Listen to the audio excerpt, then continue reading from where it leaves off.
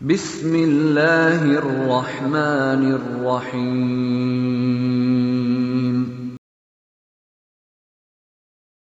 اے لوگو جو ایمان لائے ہو، جب کسی مقرر مدت کے لیے تم آپس میں قرض کا لین دین کرو تو اسے لکھ لیا کرو۔ فریقین کے درمیان انصاف کے ساتھ ایک شخص دستاویز تحریر کرے۔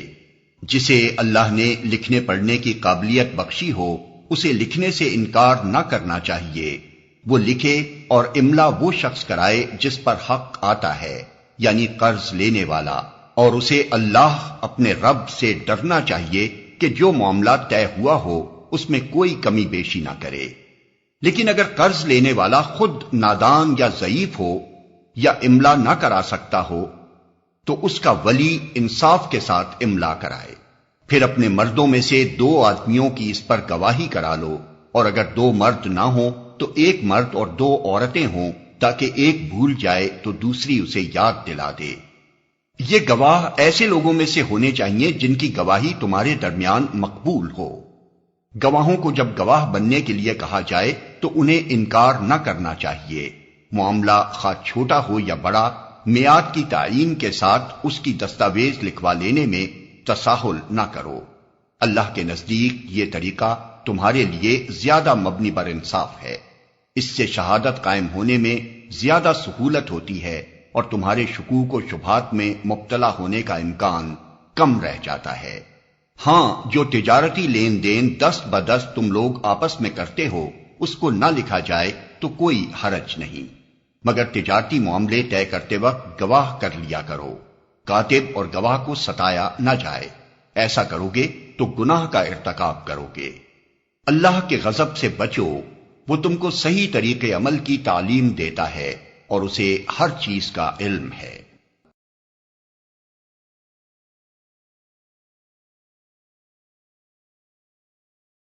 اب یہ قرآن مجید کی طویل ترین آیت آ رہی ہے، آیت دین۔ کوئی قرض کا معاملہ ہے، کوئی قرض کا معاملہ ہے کہ آپ نے کسی کو قرض دیا، یا کوئی کاروباری معاملہ ہے، اشتراک ہے جس میں کہ جو بھی ہوگا بعد میں نتائج نکلیں گے۔ ان سب کے بارے میں حکم ہے کہ لکھ لیا کرو۔ ہم کیا کرتے ہیں قرض دیتے ہوئے، اب دوست ہے، بھائی ہے، عزیز ہے، کیا لکھوانا، اس سے کیا کہے گا، اعتماد نہیں ہے۔ کاروبار شروع ہو گیا، زبانی باتیں کر لی، اس کے بعد رو رہے ہیں، چیخ رہے ہیں، چلا رہے ہیں۔ تو حدیث میں آتا ہے کہ اللہ تعالیٰ 3 قسم کے لوگوں کی فریاد سنتا ہی نہیں۔ ایک وہ جو قرض دیتے ہوئے یا کوئی معاملہ کرتے ہوئے لکھواتا تو ہے نہیں اور بعد میں روتا ہے۔ ایک وہ کہ جو اپنی بیوی کے ہاتھوں تنگ بھی ہے اور شکوہ بھی کرتا ہے، شکایت بھی کرتا ہے، فریاد بھی کرتا ہے، طلاق نہیں دیتا۔ اللہ نے راستہ کھولا ہوا تمہارے لیے، تو اللہ ویسے لوگوں کی فریاد نہیں سنتا۔ تیسرا مجھے یاد نہیں۔ یا ایھا الذین آمنوا اذا تداینتم بدین الی اجل مسمى فاکتبوہ، اے اہل ایمان جب بھی تم کوئی معاملہ کرو قرض کا، ایک وقت معین تک کے لیے، تو وقت معین ہونا چاہیے، یہ قرض دے رہے ہیں کب واپس ہوگا، فاکتبوہ، تو اس کو لکھ لیا کرو۔ یہ فعل امر ہے، الامر للوجوب، واجب ہے یہ۔ ولیکتب بینکم کاتب بالعدل، اور چاہیے کہ کوئی لکھنے والا تمہارے مابین عدل کے ساتھ، لکھنے والا کوئی ڈنڈی نہ مار جائے، انہیں بھی چاہیے کہ وہ صحیح صحیح لکھے۔ ولا یأبى کاتب ان یکتب کما علمہ اللہ فلیکتب، اور کسی بھی شخص کو جسے اللہ نے سکھایا ہوا ہے کتابت، لکھنے کا کام، تو اس کو انکار نہیں کرنا چاہیے لکھنے سے۔ اللہ نے اسے یہ علم دیا ہے، اسے چاہیے کہ لکھنے، اس لیے کہ اس معاشرے میں پڑھے لکھے لوگ تو بہت کم ہوتے تھے۔ اب بھی یہ ہوتا ہے، عرائض نویس وغیرہ ہوتے ہیں، وثیقہ نویس ہوتے ہیں، پیسے دے کے ان کو جو لکھواتے ہیں، لیکن اگر کوئی وثیقہ نویس جو ہے بے ایمانی کرے اور لکھنے میں کوئی کمی کر جائے تو جو جس کے اوپر ذمہ داری ہے اسے نقصان پہنچ جائے گا۔ وَلْيَكْتُبْ بَيْنَكُمْ كَاتِبٌ بِالْعَدْلِ، اور چاہیے کہ لکھنے والا تمہارے مابین انصاف کے ساتھ لکھے۔ وَلَا يَأْبَى كَاتِبٌ أَن يَكْتُبَ كَمَا عَلَّمَهُ اللَّهُ فَلْيَكْتُبْ، اور نہ انکار کرے کوئی لکھنے والا اس سے کہ وہ لکھے جیسے اللہ نے اسے سکھایا ہے، تو لکھنا چاہیے۔ وَلْيُمْلِلِ الَّذِي عَلَيْهِ الْحَقُّ، لکھتے وقت املا وہ کرائے جس کے ذمے رقم آ رہی ہے، جس پر حق آ رہا ہے، علیہ الحق، وہ لکھوائے۔ جس کا مال ہے وہ نہ لکھوائے، جس پر ذمہ داری آ رہی ہے وہ لکھوائے، جو میں کیا ذمہ داری لے رہا ہوں۔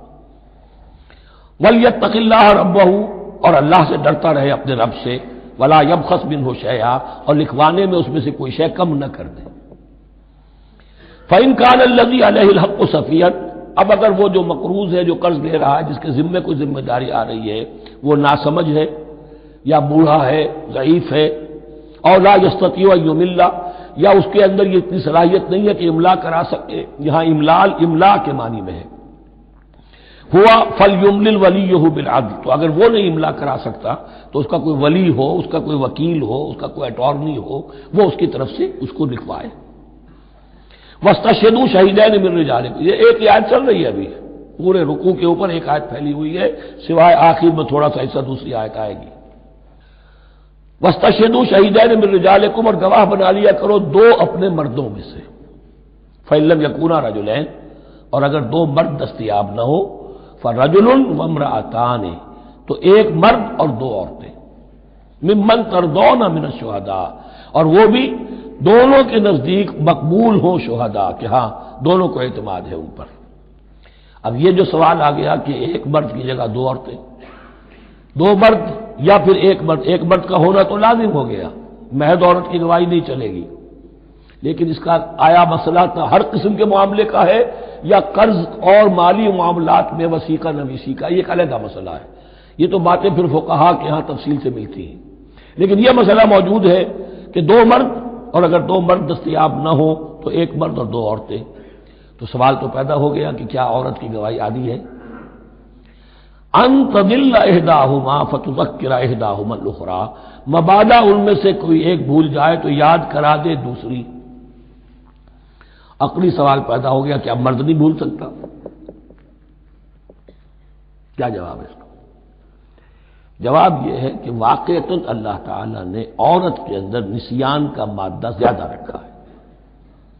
الا یعلم من خلق وهو اللطیف الخبیر، کیا وہی نہ جانے گا جس نے پیدا کیا ہے؟ اس نے پیدا کیا ہے، وہ جانتا ہے۔ نسیان کا مادہ کیوں زیادہ رکھا ہے یہ بھی سمجھ لیجیے، عقلی بات ہے، منطقی بات ہے۔ She has to play the role of number 2، اسے مرد کے تابع رہنا ہے، جو نمبر 2 ہوتا ہے اس کے اوپر، اس کے کبھی احساسات کے اوپر، کبھی جذبات کے اوپر کوئی نہ کوئی کوفت، کوئی قدورت آتی ہے،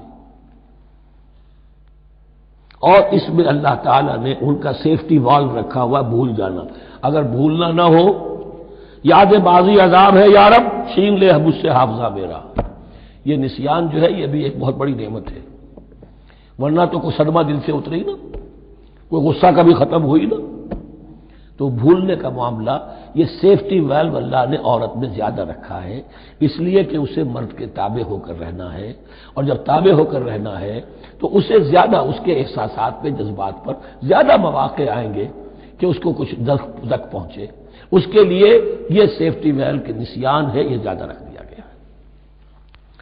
ان تضل احداہما فتذکر احداہما الاخری، اب یہ کہ اگر یہ بات سمجھ میں نہ آتی تب بھی اللہ کا حکم ہے ماننا ہے، اگر فسک کیپٹل اور فلوئڈ کیپٹل کا فرق سمجھ میں نہیں آتا تب بھی بے حلال ہے، ربا حرام ہے، اللہ خیر صلی اللہ احل اللہ البیع وحرم الربا، لیکن اگر حکمت سمجھ میں آ جائے تو نور علی نور۔